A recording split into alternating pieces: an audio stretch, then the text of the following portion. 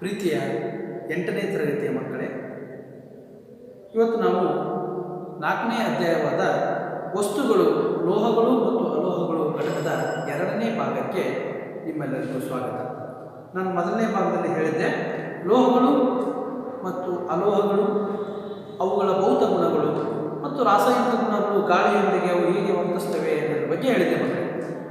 ಮತ್ತು ಗಾಳಿಯೊಂದಿಗೆ ಅವು ಹೇಗೆ ವರ್ತಿಸ್ತವೆ ಅನ್ನೋದಕ್ಕೆ ಒಂದು ಸಣ್ಣ ಪ್ರಯೋಗ ನಿಮಗೆ ಮ್ಯಾಗ್ನೀಸಿಯಂ ರಿಬ್ಬನನ್ನು ಸುಟ್ಟು ಅದು ಆಮ್ಲೀಯವೋ ಅಥವಾ ಪ್ರತ್ಯಾಮ್ಲೀಯವೋ ಅನ್ನೋದ್ರ ಬಗ್ಗೆ ತೋರಿಸ್ಬೇಕು ನಿಮಗೆ. ಮತ್ತು ಗಂಧಕದ ಆಕ್ಸೈಡನ್ನು ಸಹ ನಿಮಗೆ ನಾನು ಸುಟ್ಟು ನಿಮಗೆ ಗಾಳಿಯಲ್ಲಿ ಬಿಡಿಸಿ ತೋರಿಸ್ಬೇಕು. ಈಗ ನೋಡೋಣ, ಮ್ಯಾಗ್ನೀಸಿಯಂ ರಿಬ್ಬನನ್ನು ಅದರಲ್ಲಿ ನಾವು ತೋರಿಸೋಣ.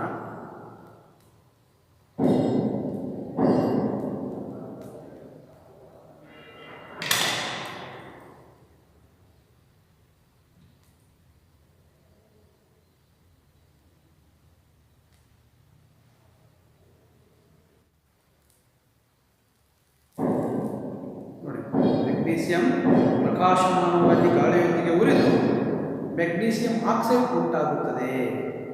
ಇದರ ಬೂದಿಯನ್ನು ನಾವು ಈಗ ನೀರಲ್ಲಿ ಹಾಕಿ ಚೆಕ್ ಮಾಡೋಣ. ಇದು ಆಮ್ಲೀಯವೋ ಅಥವಾ ಪ್ರತ್ಯಾಮ್ಲೀಯವೋ ಅನ್ನೋದು ನಮಗೆ ಗೊತ್ತಾಗ್ತದೆ. ಮ್ಯಾಗ್ನೀಸಿಯಂ ಗಾಳಿಯಲ್ಲಿ ಉರಿದಾಗ ನಮಗೆ ಮ್ಯಾಗ್ನೀಸಿಯಂ ಆಕ್ಸೈಡ್ ಬರುತ್ತೆ. ಮ್ಯಾಗ್ನೀಸಿಯಂ ಆಕ್ಸೈಡ್ ಅಂದರೆ ಲೋಹೀಯ ಆಕ್ಸೈಡ್. ಇದು ನೀರಿನಲ್ಲಿ ಕರಗಿದಾಗ ಆಮ್ಲವೋ ಪ್ರತ್ಯಾಮ್ಲವೋ ಅನ್ನೋದ್ರ ಬಗ್ಗೆ ನೋಡೋಣ. ಈಗ ನಾವು ಗಂಧಕದ ಆಕ್ಸೈಡನ್ನು ಗಾಳಿಯಲ್ಲಿ ಉರಿಸೋಣ.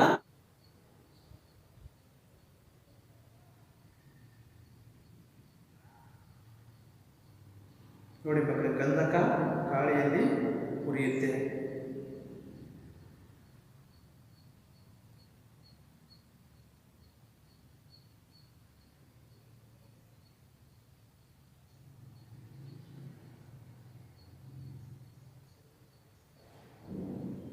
ನೋಡಿ, ನೀಲಿ ಬಣ್ಣದಲ್ಲಿ ಗಂಧಕ ಗಾಳಿಯಲ್ಲಿ ಉರಿತಾ ಇದೆ. ಕಾಣಿಸ್ತಾ ಇದೆಯಾ ಮಕ್ಕಳೇ? ಅದರಲ್ಲಿ ಈ ಸ್ಪೂನಲ್ಲಿ ನೀಲಿ ಬಣ್ಣದಲ್ಲಿ ನಿಮಗೆ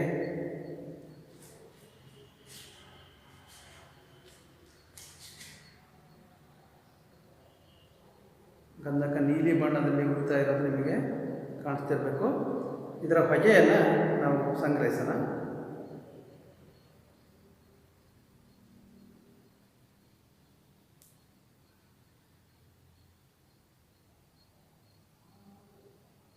ಪಟಾಕಿ ಸುಟ್ಟಾಗ ಒಂದು ಸ್ಮೆಲ್ ಬರುತ್ತೆ ಮಕ್ಕಳೇ, ಅದೇ ಥರ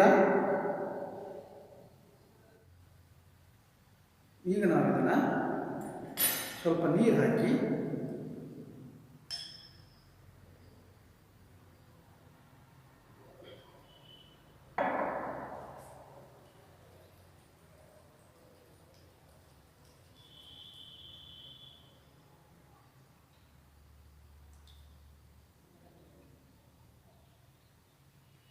ಮ್ಯಾಗ್ನೀಸಿಯಂ ಅನ್ನು ಉರಿಸಿದಾಗ ಅದು ಮ್ಯಾಗ್ನೀಸಿಯಂ ಆಕ್ಸೈಡ್ ಆಯಿತು ಮಕ್ಕಳೇ. ಅದೇ ರೀತಿ ಅದು ಆಮ್ಲೀಯವೋ ಏನು ಪ್ರತ್ಯಾಮ್ಲೀಯವೋ ಅನ್ನೋದನ್ನು ಚೆಕ್ ಮಾಡಿ. ಅದು ಆಮ್ಲೀಯ ಆಗಿದ್ದರೆ ನೀಲಿ ಲಿಟ್ಮಸನ್ನು ಬ್ಲೂ ಲಿಟ್ಮಸ್ ಆಗಿ ಪರಿವರ್ತನೆ ಮಾಡುತ್ತೆ. ಅದು ಪ್ರತ್ಯಾಮ್ಲ ಆಗಿದ್ದರೆ ಕೆಂಪು ಲಿಟ್ಮಸನ್ನು ನೀಲಿಯಾಗಿ ಪರಿವರ್ತನೆ ಮಾಡುತ್ತೆ. ಈಗ ನಾವು ಒಂದು ಕೆಂಪು ಲಿಟ್ಮಸನ್ನು ತಗೊಂಡು ಆ ದ್ರಾವಣವನ್ನು ಪರೀಕ್ಷೆ ಮಾಡೋಣ. ಮ್ಯಾಗ್ನೀಸಿಯಂ ಆಕ್ಸೈಡನ್ನು ನಾವು ನೀರಲ್ಲಿ ಹಾಕಿದ್ದೀವಿ, ನೀರಲ್ಲಿ ಕರಗಿಸಿದ್ದೀವಿ. ನಾವೀಗ ಅದು ಆಮ್ಲೀಯವೋ ಪ್ರತ್ಯಾಮ್ಲೀಯವೋ ಅಂತ ನೋಡೋಕ್ಕೆ ನಾವು ಕೆಂಪು ಲಿಟ್ಮಸ್ ತಗೋಬೇಕು. ಕೆಂಪು ಲಿಟ್ಮಸನ್ನು ಎದ್ದಿದಾಗ ಅದು ನೀಲಿಯಾಗಿ ಪರಿವರ್ತನೆ ಆಗುತ್ತೆ. ನೋಡಿ, ನಾನು ಕೆಂಪು ಲಿಟ್ಮಸ್ ತಗೊಂಡಿದ್ದೆ, ಅದು ನೀಲಿ ಬಣ್ಣಕ್ಕೆ ಪರಿವರ್ತನೆ ಆಗ್ತಾ ಇದೆ. ಅಂದರೆ ಲೋಹದ ಆಕ್ಸೈಡ್ಗಳು ಪ್ರತ್ಯಾಮ್ಲೀಯ ಗುಣವನ್ನು ಹೊಂದಿರ್ತವೆ ಅನ್ನೋದು ಇದರಲ್ಲಿ ಗೊತ್ತಾಗುತ್ತೆ. ನೋಡಿ, ಮೇಲ್ಗಡೆ ಕೈ ಹತ್ರ ಕೆಂಪು ಬಣ್ಣದಲ್ಲಿ ಕಾಣಿಸ್ತಾ ಇದೆ, ಕೆಳಗಡೆ ನಾನು ಅದರಲ್ಲಿ ಎತ್ತಿದ್ದೀನಿ, ಅದು ನೀಲಿ ಬಣ್ಣಕ್ಕೆ ಪರಿವರ್ತನೆ ಆಗ್ತಾ ಇದೆ. ಕಾಣಿಸ್ತಾ ಇದೆಯಾ? ನೀಲಿ ಬಣ್ಣ ಆಗ್ತಾ ಇದೆ. ಹಾಗಾದರೆ ಇದು ಯಾವುದಿದು? ಇದು ಪ್ರತ್ಯಾಮ್ಲೀಯ. ಲೋಹದ ಆಕ್ಸೈಡ್ಗಳು ಪ್ರತ್ಯಾಮ್ಲೀಯ. ಈಗ ನಾವು ಆಗಲೇ ಹೇಳಿದ್ವಿ, ಒಂದು ಆಮ್ಲೀಯ ಸ್ವಭಾವದ ಪರೀಕ್ಷೆ ಮಾಡೋಕ್ಕೆ ನೀಲಿ ಲಿಟ್ಮಸನ್ನು ತಗೋಬೇಕು. ನೀಲಿ ಲಿಟ್ಮಸ್ ಕೆಂಪು ಲಿಟ್ಮಸ್ ಆದರೆ ಅದು ಆಮ್ಲೀಯ. ಈಗ ನೋಡ್ರಿ, ಗಂಧಕದ ಡೈಆಕ್ಸೈಡ್, ಗಂಧಕವನ್ನು ಸುಟ್ಟಾಗ ಗಂಧಕದ ಡೈಆಕ್ಸೈಡ್ ಬರುತ್ತೆ. ಗಂಧಕದ ಡೈಆಕ್ಸೈಡನ್ನು ನಾವು ನೀರಲ್ಲಿ ಕರಗಿಸಿದ್ದೀವಿ.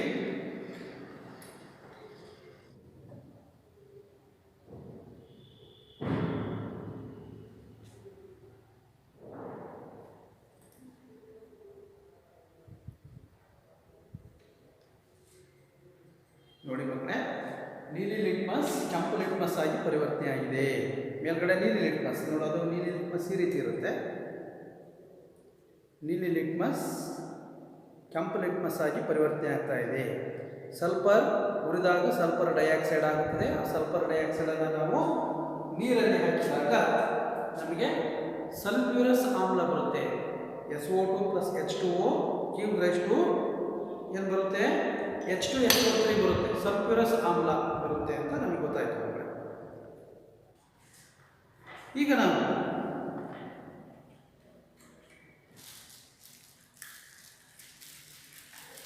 ಲೋಹದ ಆಕ್ಸೈಡ್ಗಳು ಪ್ರತ್ಯಾಮ್ಲೀಯವಾಗಿರ್ತವೆ, ಅಲೋಹದ ಆಕ್ಸೈಡ್ಗಳು ಆಮ್ಲೀಯವಾಗಿರ್ತವೆ ಅನ್ನೋದ್ರ ಬಗ್ಗೆ ತಿಳ್ಕೊಂಡ್ವಿ. ಲೋಹವನ್ನು ಗಾಳಿಯಲ್ಲಿ ಉರಿಸಿದಾಗ ಅದು ಆಮ್ಲಜನಕದೊಂದಿಗೆ ಕ್ಷಿಪ್ರವಾಗಿ ಉರಿದು ನಮಗೆ ಮೆಗ್ನೀಸಿಯಂ, ಗಾಳಿಯಲ್ಲಿ ಉರಿದಾಗ ಮೆಗ್ನೀಸಿಯಂ ಆಕ್ಸೈಡ್ ಕೊಡುತ್ತದೆ ಅನ್ನೋದ್ರ ಬಗ್ಗೆ ಗೊತ್ತಾಯಿತು. ಅದೇ ರೀತಿ ಗಂಧಕವು ಗಾಳಿಯಲ್ಲಿ ಉರಿದಾಗ ಗಂಧಕದ ಆಕ್ಸೈಡ್ ಕೊಡುತ್ತದೆ. ಮೆಗ್ನೀಸಿಯಂ ಆಕ್ಸೈಡ್ ನೀರಿನೊಂದಿಗೆ ನಾವು ಕರಗಿಸಿದಾಗ ಅದು ಪ್ರತ್ಯಾಮ್ಲೀಯ ಸ್ವಭಾವವನ್ನು ಹೊಂದಿರುತ್ತದೆ. ಗಂಧಕವನ್ನು ಗಾಳಿಯಲ್ಲಿ ಉರಿಸಿದಾಗ ನಮಗೆ ಗಂಧಕದ ಆಕ್ಸೈಡ್ ಬರುತ್ತೆ. ಈ ಗಂಧಕದ ಆಕ್ಸೈಡ್ ನಮಗೆ ನೀರಿನಲ್ಲಿ ಕರಗಿಸಿದಾಗ, ಗಂಧಕದ ಆಕ್ಸೈಡ್ ನೀರಿನಲ್ಲಿ ಕರಗಿದಾಗ ಅದು ನಮಗೆ ಆಮ್ಲೀಯವಾಗಿರುತ್ತದೆ ಅನ್ನೋದ್ರ ಬಗ್ಗೆ ಲಿಟ್ಮಸ್ ಕಾಗದವನ್ನು ಬಳಸಿ ನಾವು ಪರೀಕ್ಷೆ ಮಾಡಿದ್ದೇವೆ.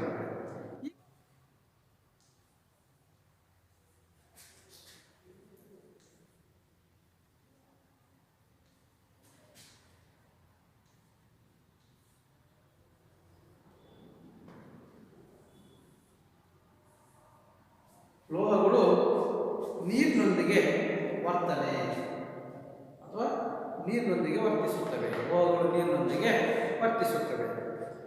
ನಾವೀಗ ಲೋಹ ಮತ್ತು ಅಲೋಹಗಳು ನೀರಿನೊಂದಿಗೆ ಹೇಗೆ ವರ್ತಿಸ್ತವೆ ಅನ್ನೋದನ್ನು ನೋಡೋಣ. ಸೋಡಿಯಂ ಅತ್ಯಂತ ಕ್ರಿಯಾಶೀಲ ಲೋಹ. ಈ ಸೋಡಿಯಂನ್ನು ನಾವು ನೀರಿನೊಂದಿಗೆ ವರ್ತಿಸಿದಾಗ ಏನು ಹೇಗೆ ಇದು ವರ್ತನೆ ಮಾಡುತ್ತೆ ಅನ್ನೋದ್ರ ಬಗ್ಗೆ ನೋಡೋಣ. ಇಲ್ಲಿ ನೀರಿದೆ, ಲೋಹ. ಇದನ್ನು ನೀರಿಗೆ ಹಾಕಿದಾಗ ಇದು ಕ್ಷಿಪ್ರವಾಗಿ ನೀರಿನೊಂದಿಗೆ ವರ್ತಿಸಿ ನಮಗೆ ನೀರಿನೊಂದಿಗೆ ವರ್ತಿಸಿ ಹೈಡ್ರೋಜನ್ ಅನಿಲವನ್ನು ಬಿಡುಗಡೆ ಮಾಡುತ್ತದೆ ಅಂತ ಹೇಳ್ಬೋದು. ಕಾಣಿಸ್ತಾ ಇದೆಯಾ? ಇದು ನೀರು, ಇಲ್ಲಿರ್ತೀನಿ ನೋಡಿ ಎಷ್ಟು ವೇಗವಾಗಿ ನೀರಿನೊಂದಿಗೆ ಇದು ವರ್ತಿಸುತ್ತದೆ. ಮತ್ತು ಇದು ಹತ್ತಿರದಿಂದ ನೋಡಲು ಅಪಾಯಕಾರಿ. ಸೋಡಿಯಂ ಮೆಟಲನ್ನು ನೀರಿಗೆ ಹಾಕಿದಾಗ ಅದು ಬೆಂಕಿ ಹೊತ್ತಿಕೊಳ್ಳಬಹುದು. ಆದ್ದರಿಂದ ನಾನು ಇದನ್ನು ಹಾಕಿ ನಾನು ದೂರ ಸರಿತೀನಿ. ಇದು ನೀರಿನೊಂದಿಗೆ ಎಷ್ಟು ವೇಗವಾಗಿ ವರ್ತಿಸುತ್ತದೆ ಅಂತ ನೋಡಿ.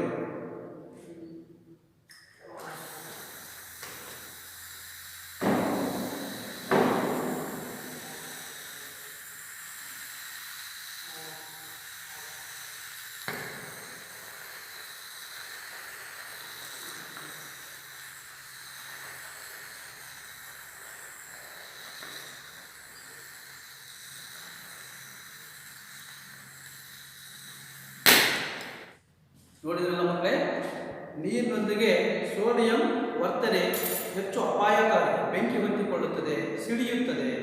ನೋಡಿ, ಆದಮೇಲೆ ತುಂಬ ಬಿಸಿಯಾಗಿರುತ್ತದೆ. ನೀರಿನೊಂದಿಗೆ ಅದರ ವರ್ತನೆ ತುಂಬ ಅಪಾಯಕಾರಿಯಾಗಿರುತ್ತದೆ. ಸೋಡಿಯಂ ಮೆಟಲ್ ನೀರಿನೊಂದಿಗೆ ಬಹಳ ಕ್ಷಿಪ್ರವಾಗಿ ವರ್ತಿಸುತ್ತದೆ. ಸೋಡಿಯಂ ಮೆಟಲ್ ನೀರಿನೊಂದಿಗೆ ಬಹಳ ಕ್ಷಿಪ್ರವಾಗಿ ವರ್ತಿಸಿ ಬೆಂಕಿ ಹೊತ್ತಿಕೊಳ್ಳುತ್ತದೆ. ಯಾಕಂದರೆ ಹೈಡ್ರೋಜನ್ ಅನಿಲವನ್ನು ಬಿಡುಗಡೆ ಮಾಡುತ್ತದೆ. ಆದ್ದರಿಂದ ಇದು ಹೆಚ್ಚು ಅಪಾಯಕಾರಿಯಾಗಿರುತ್ತದೆ. ಸೋಡಿಯಂ ಮೆಟಲ್ ನೀರಿನೊಂದಿಗೆ ವರ್ತಿಸುವುದು ಬಹಳ ಅಪಾಯಕಾರಿ ಆಗಿರುತ್ತದೆ. ಅರ್ಥ ಆಯ್ತಲ್ವಾ? ಸೋಡಿಯಂ ಮೆಟಲ್ ನೀರಿನೊಂದಿಗೆ ವರ್ತಿಸಿದಾಗ ಹೆಚ್ಚು ವೇಗವಾಗಿ ಅದು ನೀರಿನೊಂದಿಗೆ ವರ್ತಿಸುತ್ತದೆ ಅನ್ನೋದು ನೋಡಿ. ನೀರಿನೊಂದಿಗೆ ಲೋಹಗಳ ವರ್ತನೆ. ಅದೇ ರೀತಿ ಕಬ್ಬಿಣವೂ ಸಹ ನೀರಿನೊಂದಿಗೆ ವರ್ತಿಸುತ್ತದೆ, ಬಟ್ ಅಷ್ಟು ಅಪಾಯಕಾರಿಯಾಗಿ ವರ್ತಿಸಲ್ಲ. ಉದಾಹರಣೆಗೆ ಈಗ ನೀರಿನೊಂದಿಗೆ ಲೋಹಗಳ ವರ್ತನೆಯನ್ನು ನೋಡೋಣ. ಈಗ ಒಂದು ಬೀಕರ್ನಲ್ಲಿ ನಾವು ನೀರು ಮತ್ತು ಸೋಡಿಯಂ ಮೆಟಲನ್ನು ಹಾಕಿದ್ವಿ. ಅದು ಕ್ಷಿಪ್ರವಾಗಿ ನೀರಿನೊಂದಿಗೆ ವರ್ತನೆ. ಸೋಡಿಯಂ ನೀರಿನೊಂದಿಗೆ ಕ್ಷಿಪ್ರವಾಗಿ ವರ್ತಿಸುವುದನ್ನು ನೀವು ಗಮನಿಸಿರಿ. ಇತರ ಕೆಲವು ಲೋಹಗಳು ಈ ರೀತಿಯಾಗಿ ವರ್ತಿಸುವುದಿಲ್ಲ. ಉದಾಹರಣೆಗೆ ಕಬ್ಬಿಣವು ನೀರಿನೊಂದಿಗೆ ಬಹಳ ನಿಧಾನವಾಗಿ ವರ್ತಿಸುತ್ತದೆ. ಕಬ್ಬಿಣ ತುಕ್ಕು ಹಿಡಿಯೋದು ಗೊತ್ತು ಮಕ್ಕಳೇ ನಿಮಗೆ. ನಾವು ತೇವಾಂಶದೊಂದಿಗೆ ಕಬ್ಬಿಣವನ್ನು ಇಟ್ಟಾಗ ಅದು ತುಕ್ಕು ಹಿಡಿಯುತ್ತದೆ. ಬಟ್ ಅದು ನಿಧಾನವಾಗಿ ತುಕ್ಕು ಹಿಡಿಯುತ್ತದೆ. ಹೊಸ ಕಬ್ಬಿಣ ತಂದು ಇವತ್ತಿನ ತಕ್ಷಣ ನಾಳೆನೇ ತುಕ್ಕು ಹಿಡಿಯಲ್ಲ. ಕಬ್ಬಿಣ ನಿಧಾನವಾಗಿ ತುಕ್ಕು ಹಿಡಿಯುತ್ತದೆ. ಸಾಮಾನ್ಯವಾಗಿ ಲೋಹಗಳು ನೀರಿನೊಂದಿಗೆ ವರ್ತಿಸುವುದಿಲ್ಲ, ಆದರೆ ಗಾಳಿಯೊಂದಿಗೆ ವೇಗವಾಗಿ ವರ್ತಿಸುತ್ತವೆ. ಗೊತ್ತಾಯ್ತಾ? ಸಾಮಾನ್ಯವಾಗಿ ಅಲೋಹಗಳಲ್ಲ, ಅಲೋಹಗಳು ನೀರಿನೊಂದಿಗೆ ವರ್ತಿಸುವುದಿಲ್ಲ. ಉದಾಹರಣೆಗೆ ನಾನಲ್ಲಿ ಗಂಧಕದ ಪುಡಿ ಇದೆ, ಅದಕ್ಕೆ ನೀರಿಗೆ ಹಾಕಿದರೆ ಅದು ವರ್ತಿಸೋಲ್ಲ. ಆದರೆ ಸೋಡಿಯಂ, ಪೊಟ್ಯಾಸಿಯಂ, ಕ್ಯಾಲ್ಸಿಯಂ ವೇಗವಾಗಿ ವರ್ತಿಸ್ತವೆ. ಸಾಮಾನ್ಯವಾಗಿ ಅಲೋಹಗಳು ನೀರಿನೊಂದಿಗೆ ವರ್ತಿಸುವುದಿಲ್ಲ, ಆದರೆ ಗಾಳಿಯೊಂದಿಗೆ ವೇಗವಾಗಿ ವರ್ತಿಸುತ್ತವೆ. ಇಂತಹ ಅಲೋಹಗಳು ನೀರಿನಲ್ಲಿ ಸಂಗ್ರಹಿಸಿಟ್ಟಿರುತ್ತಾರೆ. ಉದಾಹರಣೆಗೆ ಫಾಸ್ಫರಸ್ ಹೆಚ್ಚು ಕ್ರಿಯಾಶೀಲವಾದ ಲೋಹ. ಫಾಸ್ಫರಸ್ ಹೆಚ್ಚು ಕ್ರಿಯಾಶೀಲವಾದ ಲೋಹ, ನೀರಿನಲ್ಲಿ ಇದನ್ನು ಸಂಗ್ರಹಿಸಿಟ್ಟಿರ್ತಾರೆ. ಯಾಕಂದರೆ ಇದು ಗಾಳಿಯೊಂದಿಗೆ ವೇಗವಾಗಿ ವರ್ತಿಸುತ್ತದೆ. ಗೊತ್ತಾಯ್ತಾ? ನೀರಿನೊಂದಿಗೆ ವರ್ತಿಸಲ್ಲ, ಇವು ಗಾಳಿಯೊಂದಿಗೆ ವರ್ತಿಸ್ತವೆ. ಗಾಳಿಯಲ್ಲಿರುವ ಆಮ್ಲಜನಕದೊಂದಿಗೆ ವರ್ತಿಸ್ತವೆ. ಆದ್ದರಿಂದ ಫಾಸ್ಫರಸ್ ಬಿಳಿ ರಂಜಕ, ಕೆಂಪು ರಂಜಕ ಕೇಳಿದರೆ ಬೆಂಕಿ ಕಡ್ಡಿಯಲ್ಲಿ ನಾವು ಕೆಂಪು ರಂಜಕ, ಬಿಳಿ ರಂಜಕ ನೋಡ್ತೀವಿ. ಕೆಂಪು ರಂಜಕಗಳು, ಬಿಳಿ ರಂಜಕ ಕಡಿಮೆ ತಾಪದಲ್ಲಿ ಎತ್ಕೊಂಡು ಉರಿಯುತ್ತೆ. ನೀವು ಕೊಳ್ಳಿದೆವ್ವ ಅಂತ ಕರಿತೀರಿ. ಯಾವುದಾದ್ರೂ ಕ್ಯಾಲ್ಸಿಯಂ ಫಾಸ್ಫೇಟ್ ಈ ಸುಟ್ಟ ಮೂಳೆಗಳು ಕಣಗಳನ್ನು ಹೂತಾಕಿದಂಥ ಜಾಗದಲ್ಲಿ ಅದು ಗಾಳಿಯೊಂದಿಗೆ ಹೊತ್ತಿ ಉರಿಯೋದನ್ನು ನೀವು ನೋಡ್ತೀರಿ ಮಕ್ಕಳು. ಇದು ನೀರಿನಲ್ಲಿ ಸಂಗ್ರಹಿಸಿಟ್ಟಿರ್ತಾರೆ. ಯಾಕಂದರೆ ಫಾಸ್ಫರಸ್ ಗಾಳಿಯೊಂದಿಗೆ ವರ್ತಿಸಿ ಬೆಂಕಿ ಹತ್ತಿಕೊಳ್ಳುತ್ತದೆ, ಅದರಿಂದ ನೀರಿನಲ್ಲಿ. ಈ ಸೋಡಿಯಂ ನೀರಿನೊಂದಿಗೆ, ಗಾಳಿಯಲ್ಲಿರುವ ನೀರಿನೊಂದಿಗೆ ವರ್ತಿಸಿ ಬೆಂಕಿ ಎತ್ತಿಕೊಳ್ಳುತ್ತದೆ, ಅದರಿಂದ ಅದನ್ನು ಸೋಡಿಯಮನ್ನು ಸೀಮೆ ಎಣ್ಣೆಯಲ್ಲಿ ಸಂಗ್ರಹಿಸಿಟ್ಟಿರ್ತಾರೆ. ಈಗ ಸೋಡಿಯಂ ಮೆಟಲ್ ನಾನು ಬಾಟ್ಲು ನೋಡಿದೆ, ಅದು ಸೀಮೆ ಎಣ್ಣೆಯಲ್ಲಿ ಇಟ್ಟಿರ್ತಾರೆ. ಈಗ ಈ ಗಾಳಿಯೊಂದಿಗೆ ಅದು ಸುಲಭವಾಗಿ ವರ್ತಿಸುವುದನ್ನು ತಡೆಯಲು, ಬೆಂಕಿ ಹೊತ್ತಿಕೊಳ್ಳುವುದನ್ನು ತಡೆಯಲು, ವಾತಾವರಣದ ಆಕ್ಸಿಜನ್ ಜೊತೆಗೆ ಸಂಪರ್ಕವನ್ನು ತಪ್ಪಿಸಲು ಫಾಸ್ಫರಸನ್ನು ನೀರಿನಲ್ಲಿ ಸಂಗ್ರಹಿಸಿಟ್ಟಿರ್ತಾರೆ. ಯಾವ ಲೋಹವನ್ನು ನೀರಿನಲ್ಲಿ ಸಂಗ್ರಹಿಸಿಟ್ಟಿರ್ತಾರೆ ಕೇಳಬಹುದು? ಫಾಸ್ಫರಸ್. ಏಕೆ ಅಂತ ಕೇಳಿದ್ರೆ, ಗಾಳಿಯೊಂದಿಗೆ ಅದು ಬೆಂಕಿ ಹೊತ್ತಿಕೊಂಡು ಉರಿಯುತ್ತದೆ. ಹೊರಗಡೆ ಕೊಠಡಿಯ ತಾಪಮಾನದಲ್ಲಿ ಅದು ಬೆಂಕಿ ಹೊತ್ತಿಕೊಳ್ಳುತ್ತದೆ. ಅದಕ್ಕೆ ನೀರಿನಲ್ಲಿ ತಾಪಮಾನ ಕಮ್ಮಿ ಇರುತ್ತೆ ಮತ್ತು ನೀರಿನೊಂದಿಗೆ ಅದು ವರ್ತಿಸೋದಿಲ್ಲ, ಅದಕ್ಕೆ ಅದು ನೀರಿನಲ್ಲಿ ಸಂಗ್ರಹಿಸಿಟ್ಟಿರ್ತಾರೆ. ಅರ್ಥ ಆಯ್ತಾ ಮಕ್ಕಳೇ? ಈಗ ಆಮ್ಲಗಳೊಂದಿಗಿನ ವರ್ತನೆ ಅನ್ನೋದ್ರ ಬಗ್ಗೆ, ನೀರಿನೊಂದಿಗೆ ಲೋಹದ ವರ್ತನೆ ನೋಡಿದ್ರೆ, ಈಗ ಸೋಡಿಯಂ ನೀರಿನೊಂದಿಗೆ ವರ್ತಿಸುತ್ತೆ ಅಂತ ಗೊತ್ತಾಯಿತು.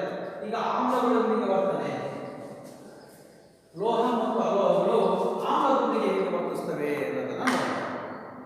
ಆಮ್ಲದೊಂದಿಗೆ ವರ್ತನೆ.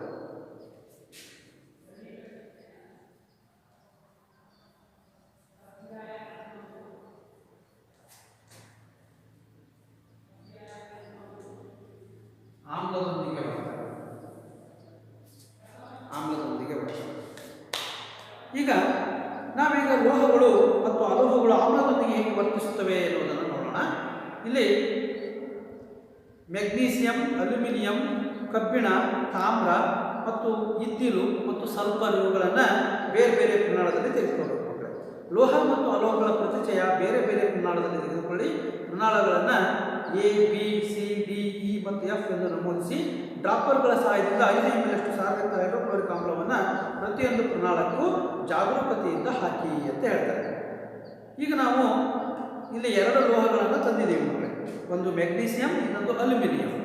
ಇದು ಹೆಂಗೆ ವರ್ತಿಸುತ್ತೆ ಅನ್ನೋದ್ರ ಬಗ್ಗೆ ಈಗ ನಾವು ನೋಡೋಣ. ಇಲ್ಲಿ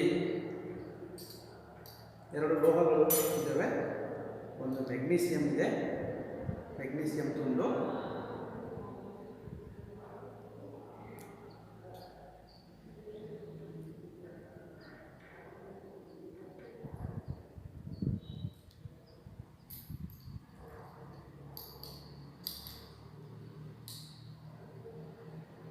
ತೋರಿಸ್ತೀನಿ ನಿಮಗೆ. ಮೆಗ್ನೀಸಿಯಂ,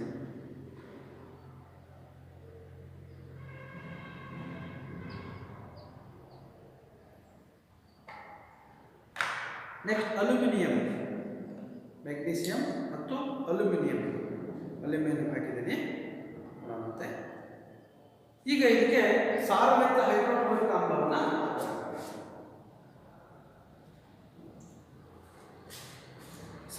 ಇದು ಮೆಗ್ನೀಸಿಯಂ ರಿಬ್ಬನನ್ನು ಇದಕ್ಕೆ ಹಾಕಿದ್ದೀನಿ. ಅಥವಾ ನಾವು ಹಿಂದಿನ ಕಡೆಯಲ್ಲಿ ಕಬ್ಬಿಣದ ಪುಡಿಯನ್ನು ಕೊಡಿದ್ವಿ, ಮೆಗ್ನೀಸಿಯಂ ಹಾಕಿದ್ದೀನಿ. ಇದಕ್ಕೆ ಸಾರಯುಕ್ತ ಹೈಡ್ರೋಕ್ಲೋರಿಕ್ ಆಮ್ಲವನ್ನು ನೋಡ್ರಿ, ಹೆಚ್ಚು ವೇಗವಾಗಿ ನೋಡ್ರಿ, ಅದು ಹೈಡ್ರೋಜನ್ ಅನಿಲವನ್ನು ಬಿಡುಗಡೆ ಮಾಡ್ತಾ ಇದೆ. ನೋಡಿ, ಮೇಲಕ್ಕೆ ಬರ್ತಾ ಇದೆ, ಕಾಣಿಸ್ತಾ ಇದೆ ನಿಮಗೆ. ಮೆಗ್ನೀಸಿಯಂ ಹೈಡ್ರೋಜನ್ ಅನಿಲವನ್ನು ಬಿಡುಗಡೆ ಮಾಡ್ತಾ ಇದೆ. ಮತ್ತು ಇದನ್ನು ನಾವು ಬೆರಳಿಟ್ಕೊಂಡು ಬೆಂಕಿಯ ಕಡ್ಡಿಯನ್ನು ತಂದರೆ ಪಾಪ್ ಶಬ್ದದೊಂದಿಗೆ ಅದು ಉರಿಯುತ್ತೆ. ನೋಡಿ ಮಕ್ಕಳೇ, ಇದು ಒಂದು ಬಹಿರುಷ್ಣಕ ಕ್ರಿಯೆ ಆಗಿರುತ್ತೆ. ನೋಡಿ, ಬಿಸಿಯಾಗಿರುತ್ತೆ. ಕಾಣಿಸ್ತಾ ಇದೆಯಾ ನಿಮಗೆ? ಗುಳ್ಳೆಗಳು ಬಿಡುಗಡೆ ಆಗೋದನ್ನು ಹತ್ತಿರದಿಂದ ತೋರಿಸ್ತೀನಿ ನಿಮಗೆ. ನೋಡಿ ಮಕ್ಕಳೇ, ಮೆಗ್ನೀಷಿಯಂ ಹೇಗೆ ಗುಳ್ಳೆಗಳನ್ನು ಬಿಡುಗಡೆ ಮಾಡ್ತಾ ಇದೆ ಅಂದರೆ, ಮೆಗ್ನೀಷಿಯಂ ಮತ್ತು ಅಲ್ಯೂಮಿನಿಯಂ ಲೋಹಗಳು ಇವು ಆಮ್ಲದೊಂದಿಗೆ ವರ್ತಿಸಿದಾಗ ಹೈಡ್ರೋಜನ್ ಅನಿಲವನ್ನು ಬಿಡುಗಡೆ ಮಾಡ್ತವೆ. ಇಲ್ಲಿ ಗುಳ್ಳೆಗಳು ಕಾಣಿಸ್ತಾ ಇರ್ಬೋದು ನಿಮಗೆ. ನೋಡಿ, ಗುಳ್ಳೆಗಳು ಬಿಡುಗಡೆ ಆಗ್ತಾ ಇದ್ದಾವೆ.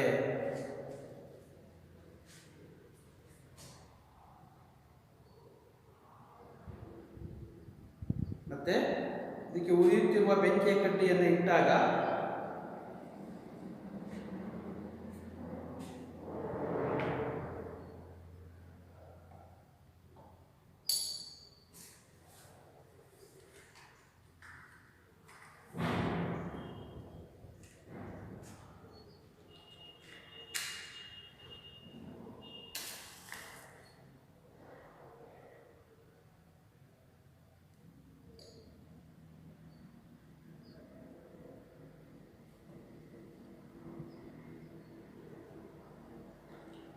ಅದು ಪಾಪ್ ಶಬ್ದದೊಂದಿಗೆ ಉರಿಯುತ್ತೆ. ಜಾಸ್ತಿ ರಿಯಾಕ್ಟ್ ಆಗಬೇಕಿದು, ಅವಾಗದು ನಮಗೆ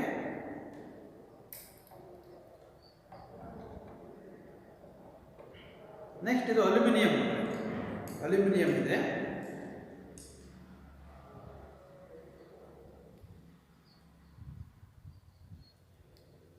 ಅಲ್ಯೂಮಿನಿಯಂ ಪೇಪರ್ ಇದು ಸಹ ಆಮ್ಲದೊಂದಿಗೆ ವೇಗವಾಗಿ ವರ್ತಿಸುತ್ತದೆ.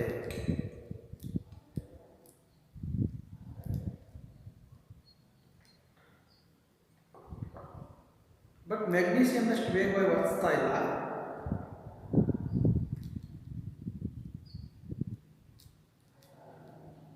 ನಿಧಾನ ಗುಳ್ಳೆಗಳು ಇದರಲ್ಲೂ ಸಹ ಬರ್ತವೆ.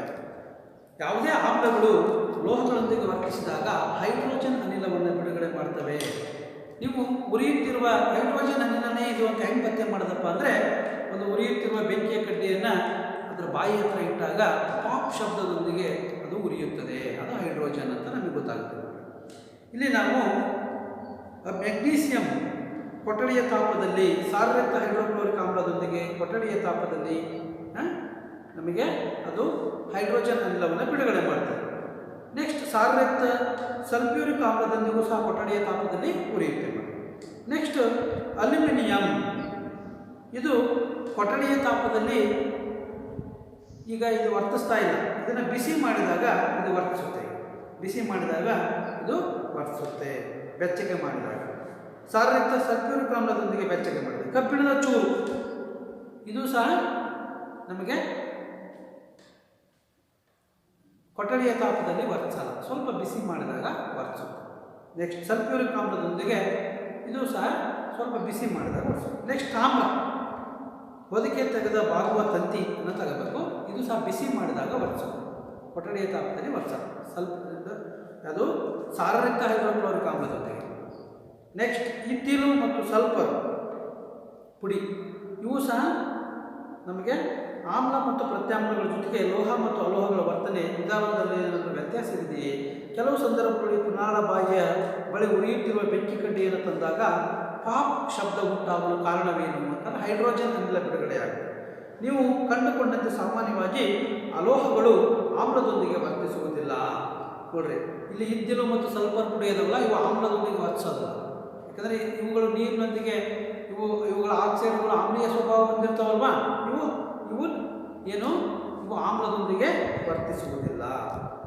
ಅವು ಕೆಳಗಡೆ ಇದ್ದಿಲು ಮತ್ತು ಸಲ್ಫರ್ ಐತೆ, ನೀವು ಕಂಡುಕೊಂಡಂತೆ ಸಾಮಾನ್ಯವಾಗಿ ಲೋಹಗಳು ಆಮ್ಲದೊಂದಿಗೆ ವರ್ತಿಸುವುದಿಲ್ಲ. ಆದರೆ ಲೋಹಗಳು ಆಮ್ಲದೊಂದಿಗೆ ವರ್ತಿಸುತ್ತವೆ ಮತ್ತು ಉತ್ಪತ್ತಿಯಾದ ಹೈಡ್ರೋಜನ್ ಅನಿಲ ಪಾಪ್ ಶಬ್ದದೊಂದಿಗೆ ಉರಿಯುತ್ತದೆ. ತಾಮ್ರವು ಸಾರಯುಕ್ತ ಹೈಡ್ರೋಕ್ಲೋರಿಕ್ ಆಮ್ಲದೊಂದಿಗೆ ಹಸಿದಾಗಲೂ ವರ್ತಿಸುವುದಿಲ್ಲ. ನೋಡ್ರಿ, ಆದ್ದರಿಂದ ಆದರೆ ಸಲ್ಫ್ಯೂರಿಕ್ ಆಮ್ಲದೊಂದಿಗೆ ವರ್ತಿಸುತ್ತದೆ ಎಂಬುದನ್ನು ನೀವು ಗಮನಿಸಬಹುದು. ತಾಮ್ರ ಸಲ್ಫ್ಯೂರಿಕ್ ಆಮ್ಲದೊಂದಿಗೆ ವರ್ತಿಸುತ್ತದೆ. ಇಲ್ಲಿ ಅಲ್ಯೂಮಿನಿಯಂ ಈಗ ನಿಧಾನಕ್ಕೆ ವರ್ತಿಸ್ತಾ ಇದೆ. ಇದು ಬಿಸಿ ಮಾಡಿದಾಗ ವೇಗವಾಗಿ ವರ್ತಿಸುತ್ತದೆ. ಆದರೆ ಅಲ್ಯೂಮಿನಿಯಂ ಮೆಗ್ನೀಸಿಯಂ ಹಾಕಿದ ತಕ್ಷಣವೇ ವರ್ತಿಸುತ್ತೆ. ನೋಡಿ ಸ್ವಲ್ಪ ಹಿಂಗೆ ಶೇಕ್ ಮಾಡಿದ್ರೆ ಸಾಕು ಬಿಡುಗಡೆ ಆಗ್ತದೆ ಹೈಡ್ರೋಜನ್ ಅನಿಲ. ಅಂದರೆ ಕ್ಷಿಪ್ರವಾಗಿ ವರ್ತಿಸುತ್ತೆ ಆಮ್ಲಗಳ ಸಾರಯುಕ್ತ ಆಮ್ಲದಲ್ಲಿ, ಸಲ್ಫ್ಯೂರಿಕ್ ಆಮ್ಲ ಇರ್ಬೋದು ಅಥವಾ ಹೈಡ್ರೋಕ್ಲೋರಿಕ್ ಆಮ್ಲ. ನೆಕ್ಸ್ಟ್ ಪ್ರತ್ಯಾಮ್ಲದೊಂದಿಗೆ ವರ್ತನೆ. ಲೋಹಗಳು ಪ್ರತ್ಯಾಮ್ಲದೊಂದಿಗೂ ವರ್ತಿಸ್ತವೆ. ನೀವು ಸೋಡಿಯಂ ಹೈಡ್ರಾಕ್ಸೈಡ್ನ ಮಾತ್ರೆಗಳನ್ನು ತಗೊಂಡು ನೀರಿಗೆ ಹಾಕಿ ಮೆಟಲನ್ನು ಹಾಕಿ ಅವಾಗೂ ಸಹ ಹೈಡ್ರೋಜನ್ ಅನಿಲ ಬಿಡುಗಡೆ. ಸೋಡಿಯಂ ಹೈಡ್ರಾಕ್ಸೈಡ್ನ 3-4 ಮಾತ್ರೆಗಳನ್ನು ಬಳಸಿ ಪ್ರಮಾಣದಲ್ಲಿ 5 ml ನೀರನ್ನು ತೆಗೆದುಕೊಂಡು ಸೋಡಿಯಂ ಹೈಡ್ರಾಕ್ಸೈಡ್ನ ತಾಜಾ ದ್ರಾವಣವನ್ನು ತಯಾರಿಸಿ ಅದರೊಳಗೆ ಅಲ್ಯೂಮಿನಿಯಂ ಚೂರನ್ನು ಹಾಕಿ ಉರಿಯುತ್ತಿರುವ ಬೆಂಕಿಯ ಕಡ್ಡಿಯ ಪ್ರಮಾಣದ ಬಾಯಿಯ ಬಳಿ ತನ್ನಿ ಜಾಗರೂಕತೆಯಿಂದ ಪರೀಕ್ಷಿಸಿ. ಯಾಕಂದರೆ ಹೈಡ್ರೋಜನ್ ಅನಿಲ ಗೊತ್ತಲ್ಲ, ಪಾಪ್ ಶಬ್ದದೊಂದಿಗೆ ಹೆಚ್ಚು ವೇಗವಾಗಿ ಒತ್ತಿಕೊಂಡು ಉರಿಯುತ್ತೆ ಮಗಳು. ಅದರಿಂದ ಹೈಡ್ರೋಜನ್ ವೆರಿ ಡೇಂಜರ್. ಆಗಲಿ ನೀವು ಸೋಡಿಯಂ ರಿಲೀಸ್ ಆಗುವಾಗ ಹೈಡ್ರೋಜನ್ ಅನಿಲ ಬಿಡುಗಡೆಯಾಗಿ ನೋಡಿದ್ರಿ. ಹೈಡ್ರೋಜನ್ ಅನಿಲ ಕೊಠಡಿಯ ತಾಪಮಾನದಲ್ಲೇ ಬೆಂಕಿ ಹೊತ್ತಿಕೊಳ್ಳುತ್ತದೆ. ಪಾಪ್ ಶಬ್ದ ಏನನ್ನು ಸೂಚಿಸುತ್ತದೆ? ಈ ಹಿಂದಿನಂತೆ ಪಾಪ್ ಶಬ್ದವು ಹೈಡ್ರೋಜನ್ ಅನಿಲದ ಇರುವಿಕೆಯನ್ನು ಸೂಚಿಸುತ್ತದೆ. ಹೈಡ್ರೋಜನ್ ಅನಿಲ ಬಿಡುಗಡೆಯಾಗ್ತದೆ. ಲೋಹಗಳು ಸೋಡಿಯಂ ಹೈಡ್ರಾಕ್ಸೈಡ್ನೊಂದಿಗೆ ವರ್ತಿಸಿ ಹೈಡ್ರೋಜನ್ ಅನಿಲವನ್ನು ಉತ್ಪತ್ತಿ ಮಾಡುತ್ತವೆ. ನೋಡಿ, ಲೋಹಗಳು ಸಹ ಸೋಡಿಯಂ ಹೈಡ್ರಾಕ್ಸೈಡ್ನೊಂದಿಗೆ ವರ್ತಿಸಿ ಹೈಡ್ರೋಜನ್ ಅನಿಲವನ್ನು ಬಿಡುಗಡೆ ಮಾಡುತ್ತವೆ. ಅಲೋಹಗಳು ಪ್ರತ್ಯಾಮ್ಲದೊಂದಿಗೆ ವರ್ತಿಸುವ ಕ್ರಿಯೆಗಳು ಬಹಳ ಸಂಕೀರ್ಣವಾಗಿವೆ, ವರ್ತಿಸ್ತವೆ, ಬಹಳ ಸಂಕೀರ್ಣವಾಗಿವೆ. ನೆಕ್ಸ್ಟ್ ಸ್ಥಾನಪಲ್ಲಟ ಕ್ರಿಯೆಗಳನ್ನು ನೋಡೋಣ. ಸ್ಥಾನಪಲ್ಲಟ ಕ್ರಿಯೆ. ಈಗ ಲೋಹಗಳು ಮತ್ತು ಅಲೋಹಗಳು ಆಮ್ಲದೊಂದಿಗೆ ಏನು ವರ್ತಿಸ್ತವೆ ಅನ್ನೋದ್ರ ಬಗ್ಗೆ ನೋಡಿದ್ದೇವೆ. ಲೋಹಗಳು ಮತ್ತು ಅಲೋಹಗಳು ಆಮ್ಲದೊಂದಿಗೆ ವರ್ತಿಸಿದಾಗ ಹೈಡ್ರೋಜನ್ ಅನಿಲವನ್ನು ಬಿಡುಗಡೆ ಮಾಡುತ್ತವೆ. ಅಂದರೆ ಅಲೋಹಗಳು ಆಮ್ಲದೊಂದಿಗೆ ವರ್ತಿಸಲ್ಲ, ಪ್ರತ್ಯಾಮ್ಲದೊಂದಿಗೆ ಬರ್ತದೆ. ಲೋಹಗಳು ಆಮ್ಲ ಮತ್ತು ಪ್ರತ್ಯಾಮ್ಲದೊಂದಿಗೆ ವರ್ತಿಸಿದಾಗ ಹೈಡ್ರೋಜನ್ ಅನಿಲವನ್ನು ಬಿಡುಗಡೆ ಮಾಡ್ತದೆ. ನೆಕ್ಸ್ಟ್ ಈಗ ನಾವು ಸ್ಥಾನಪಲ್ಲಟ ಕ್ರಿಯೆಗಳನ್ನು ನೋಡೋಣ. ಸ್ಥಾನಪಲ್ಲಟ ಕ್ರಿಯೆ.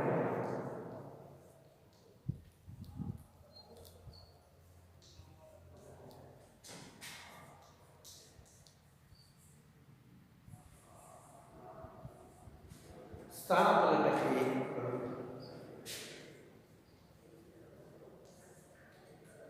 ಇಲ್ಲಿ ಸ್ಥಾನಪಲ್ಲಟ ಕ್ರಿಯೆ ಅಂದರೆ ಏನು ಅನ್ನೋದು ನೀವು 7ನೇ ಕ್ಲಾಸ್ನಲ್ಲಿ ಸಹ ನೋಡಿದ್ರಿ. ಒಂದು, ಹೆಚ್ಚು ಕ್ರಿಯಾಪಟುವಾದ ಧಾತು ಕಡಿಮೆ ಕ್ರಿಯಾಪಟುವಾದ ಲವಣದ ಸಂಯುಕ್ತದಿಂದ ದ್ರಾವಣದಿಂದ ಕಡಿಮೆ ಕ್ರಿಯಾಪಟುವಾದ ಧಾತುವನ್ನು ಸ್ಥಾನಪಲ್ಲಟಗೊಳಿಸುತ್ತೆ. ಹೆಚ್ಚು ಕ್ರಿಯಾಪಟುವಾದ ಧಾತು. ಇಲ್ಲಿ ಒಂದು ಪ್ರಯೋಗ ಇದೆ. 100 ml 5 ಬೀಕರ್ಗಳನ್ನು ತೆಗೆದುಕೊಳ್ಳಿ ಮತ್ತು ಅವುಗಳ ಮೇಲೆ ABCDE ಗಳೆಂದು ನಮೂದಿಸಿ ಪ್ರತಿ ಬೀಕರ್ನಲ್ಲಿ 50 ml ನೀರನ್ನು ತೆಗೆದುಕೊಳ್ಳಿ. ತೋರಿಸಿರುವಂತೆ ಪ್ರತಿಯೊಂದು ಬೀಕರ್ನಲ್ಲೂ ಕೊಟ್ಟಿರುವ ಪ್ರತಿಯೊಂದು ವಸ್ತುವನ್ನು 1 ಚಮಚೆಯಷ್ಟು ಅನುಕ್ರಮವಾಗಿ ವಿಲೀನಿಸಿ ಅಂತ ಹೇಳ್ತಾರೆ. ಒಟ್ಟು 5 ಬೀಕರ್ಗಳನ್ನು ತೆಗೆದುಕೋಬೇಕು.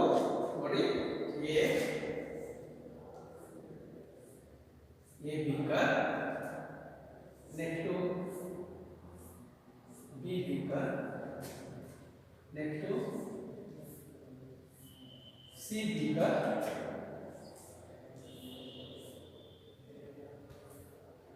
ಸಿ, ಡಿ ಮತ್ತು ಇ ಬೀಕರ್.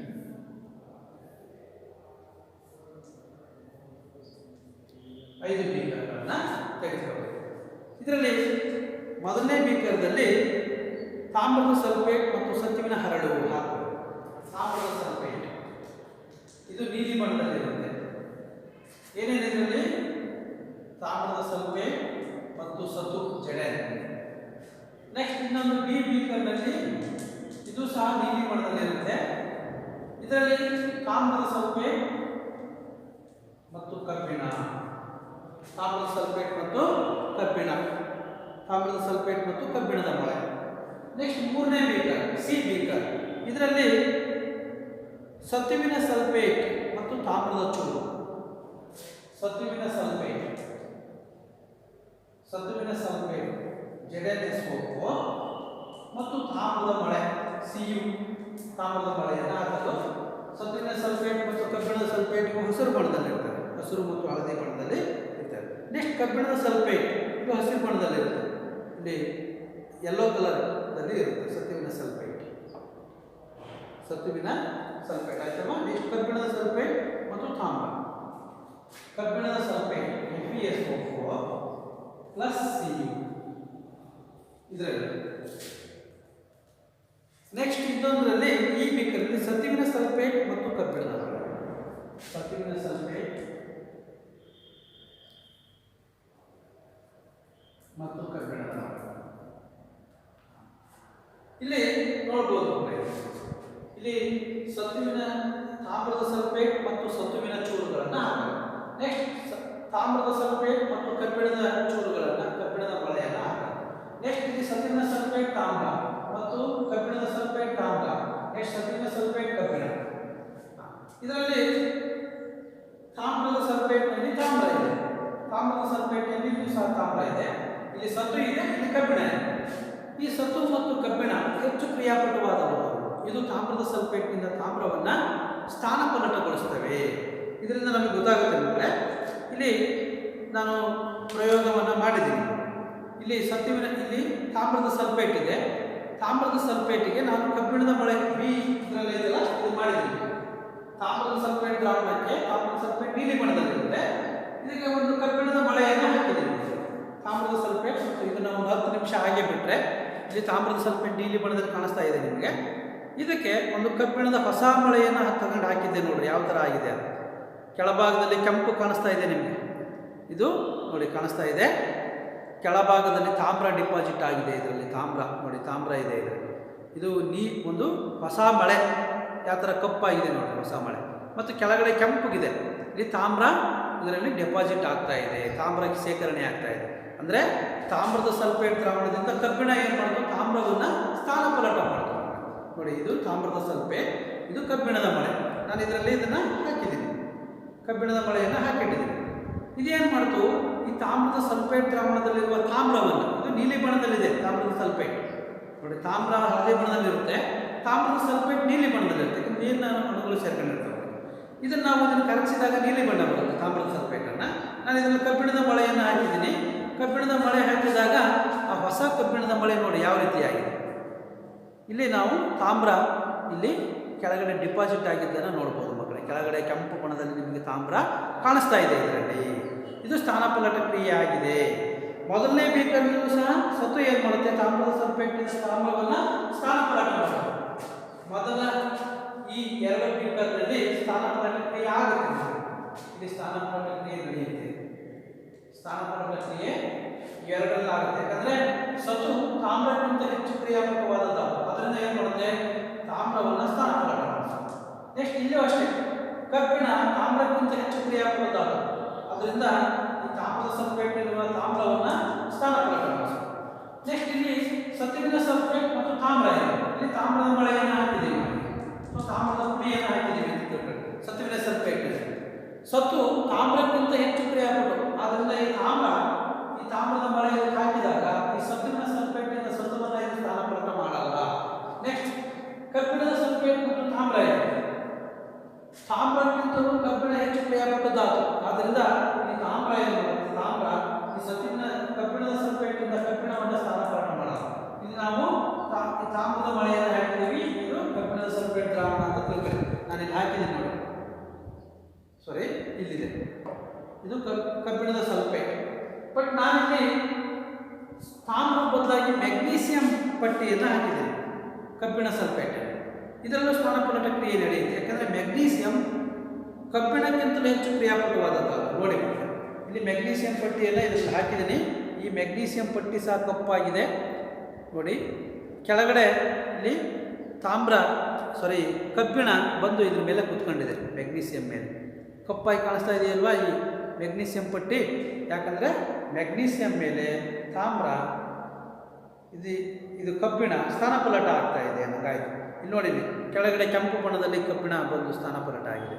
ಕೆಳಗಡೆ ಕಾಣಿಸ್ತಾ ಇದೆ ನಿಮಗೆ, ಕೆಳಗಡೆ ಕಾಣಿಸ್ತಾ ಇದೆ ನೋಡಿ, ಕೆಂಪು ಬಣ್ಣದಲ್ಲಿ ತಾಮ್ರ ಡಿಪಾಸಿಟ್ ಆಗ್ತಾ ಇದೆ, ಕಬ್ಬಿಣ ಡಿಪಾಸಿಟ್ ಆಗ್ತಾ ಇದೆ, ಕಬ್ಬಿಣದ ಸಲ್ಫೇಟ್ ನಾವು. ಬಟ್ ಇಲ್ಲಿ ಆಗಲ್ಲ, ಯಾಕಂದರೆ ಇಲ್ಲಿ ತಾಮ್ರದ ಮಳೆಯನ್ನು ಹಾಕಿದ್ದೀವಿ ಸತುವಿನ ಸಲ್ಫೇಟಿಗೆ, ಸ್ಥಾನಪಲ್ಲಟ ಆಗಲ್ಲ. ಇಲ್ಲಿ ಕಬ್ಬಿಣದ ಸಲ್ಫೇಟ್ಗೆ ತಾಮ್ರ ಹಾಕಿದ್ದೀವಿ, ಸ್ಥಾನಪಲ್ಲಟ ಆಗಲ್ಲ. ಯಾಕೆ ಆಗಲ್ಲ, ಈ ಕಬ್ಬಿಣದ ಸಲ್ಫೇಟ್ ತಾಮ್ರಕ್ಕಿಂತಲೂ ಹೆಚ್ಚು ಕ್ರಿಯಾಪಟು. ನೆಕ್ಸ್ಟ್ ಇಲ್ಲಿ ಸತುವಿನ ಸಲ್ಫೇಟ್, ಸತು ಆಯಿತು, ಸತುವಿನ ಸಲ್ಫೇಟ್ನಲ್ಲಿ ಸತು ತಾಮ್ರಕ್ಕಿಂತಲೂ ಹೆಚ್ಚು ಕ್ರಿಯಾಪಟು, ಆದ್ದರಿಂದ ಇದರಲ್ಲಿ ಈ 3ರಲ್ಲಿ ಸ್ಥಾನಪಲ್ಲಟ ಕ್ರಿಯೆ ಆಗುತ್ತೆ. ನೆಕ್ಸ್ಟ್ ಸತುವಿನ ಸಲ್ಫೇಟ್ನಲ್ಲಿ ಕಬ್ಬಿಣ ಹಾಕಿದ್ದೀವಿ, ಇದು ಸಹ ಸ್ಥಾನಪಲ್ಲಟ ಕ್ರಿಯೆ ನಡೆಯಲ್ಲ. ಈ ಮೂರರಲ್ಲಿ ಸ್ಥಾನಪಲ್ಲಟ ಕ್ರಿಯೆ ನಡೆಯಲ್ಲ. ಇವೆರಡರಲ್ಲಿ ಮಾತ್ರ ನಡೆಯುತ್ತೆ. ಯಾಕಂದ್ರೆ ಹೆಚ್ಚು ಕ್ರಿಯಾಪಟುವಾದ ಧಾತು ಕಡಿಮೆ ಕ್ರಿಯಾಪಟುವಾದ ಧಾತುವನ್ನು ಸ್ಥಾನಪಲ್ಲಟ ಕ್ರಿಯೆ ಮಾಡುತ್ತೆ. ಅಂದರೆ ಕಡಿಮೆ ಕ್ರಿಯಾಪಟುವಾದ ಧಾತುವಿನ ಲವಣದಿಂದ ಆ ಧಾತುವನ್ನು, ಈ ಉದಾಹರಣೆಗೆ ತಾಮ್ರದ ಸಲ್ಫೇಟ್ನಿಂದ ತಾಮ್ರ ಕಡಿಮೆ ಕ್ರಿಯಾಪಟು, ಕಬ್ಬಿಣ ಹೆಚ್ಚು ಕ್ರಿಯಾಪಟು, ಸತು ಹೆಚ್ಚು ಕ್ರಿಯಾಪಟು. ಅದರಿಂದ ಈ ಸತು ಮತ್ತು ಕಬ್ಬಿಣ ಏನು ಮಾಡೋದು, ತಾಮ್ರದ ಸಲ್ಫೇಟ್ನಿಂದ ತಾಮ್ರವನ್ನು ಸ್ಥಾನಪಲ್ಲಟ ಮಾಡುತ್ತೆ. ಅರ್ಥ ಆಯ್ತಾ ಮಕ್ಕಳೇ? ಈ ರೀತಿ ಬೇರೆ ಬೇರೆ ಬೀಕರ್ಗಳಲ್ಲಿ ಯಾವ ಬದಲಾವಣೆಗಳಾಗಿವೆ ಎಂಬುದನ್ನು ಗಮನಿಸಿದ್ದೀರಾ. ಒಂದು ಲೋಹವು ಇನ್ನೊಂದು ಲೋಹವನ್ನು ಅದರ ಜಲೀಯ ದ್ರಾವಣದಿಂದ ಸ್ಥಾನಪಲ್ಲಟಿಸುತ್ತದೆ ಎಂದು ನೀವು ಓದಿದ್ದೀರಿ. ಬೀಕರ್ ಎನಲ್ಲಿ ಸತು ತಾಮ್ರದ ಸಲ್ಫೇಟ್ನಿಂದ ತಾಮ್ರವನ್ನು ಸ್ಥಾನಪಲ್ಲಟಗೊಳಿಸಿದೆ, ಮೊದಲನೇ ಬೀಕರ್. ಆದುದರಿಂದಲೇ ತಾಮ್ರದ ಸಲ್ಫೇಟ್ ನೀಲಿ ಬಣ್ಣ ಕಾಣದಾಗಿದೆ. ಇಲ್ಲಿ ನೋಡಿ, ನೀಲಿ ಬಣ್ಣ ಹೋಗ್ತಾ ಇದೆ, ಕೆಳಗಡೆ ಬಂದು ಕೂತ್ಕೊಂತ ಇದೆ ನೀಲಿ. ಕಬ್ಬಿಣದ ಮಳೆ ನೋಡ್ರಿ, ನೀಲಿ ಬಣ್ಣ ಈಗ ತಿಳಿಯಾಗ್ತಾ ಬರ್ತಾ ಇದೆ. ಕೆಳಗಡೆ ನೋಡಿ, ಕೆಳಗಡೆ ಅದು ಡಿಪಾಸಿಟ್ ಆಗ್ತಾ ಇದೆ. ಈ ರೀತಿ ನಾವು ನೋಡ್ಬೋದು. ಅಂದರೆ ತಾಮ್ರದ ಸಲ್ಫೇಟ್ನಿಂದ ಸತು ತಾಮ್ರವನ್ನು ಸ್ಥಾನಪಲ್ಲಟಗೊಳಿಸ್ತಾ ಇದೆ. ಅದೇ ರೀತಿ ತಾಮ್ರದ ಸಲ್ಫೇಟ್ನಿಂದ ಕಬ್ಬಿಣದ ಮೊಳೆ ಅದು ಸಹ ತಾಮ್ರವನ್ನು ಸ್ಥಾನಪಲ್ಲಟಗೊಳಿಸ್ತಾ ಇದೆ. ತಳಭಾಗದಲ್ಲಿ ಸಂಗ್ರಹವಾಗ್ತಾ ಇದೆ. ಈ ಕ್ರಿಯೆಯನ್ನು ತಾಮ್ರದ sulphate Cu + Zn give rise to ಸತುವಿನ ಸಲ್ಫೇಟ್ ತಾಮ್ರ ಅಂತ ನಾವು ಬರೆಯಬಹುದು. ತಾಮ್ರದ ಸಲ್ಫೇಟ್ ಈ ಕ್ರಿಯೆಯನ್ನು ನಾವು ಯಾವ ರೀತಿ ಬರೆಯಬಹುದು? ಈ ಕ್ರಿಯೆಯನ್ನು ಅಂತಂದ್ರೆ ನಾನು ಹೇಳಿದ ತಾಮ್ರದ ಸಲ್ಫೇಟ್